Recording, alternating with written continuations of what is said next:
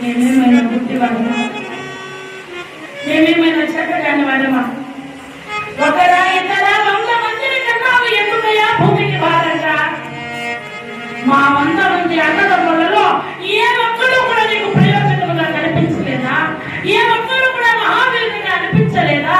రాజ్య పరిపాలనకు మాకు అర్హత లేదా? ఎంత పని చేస్తావు నాన్న?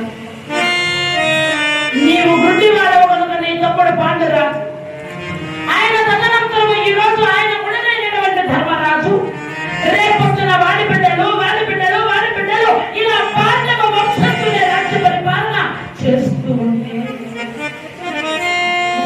ఉన్నటువంటి వారందరూ కూడా మానవ ప్రజానికి మేము పాండవ దాసులు మనక ఇంకా మమ్మల్ని ఏమంటారు? ఆ కుంతిదేవి పెట్టేటటువంటి కుంతి కొడుకులైన పాండవులు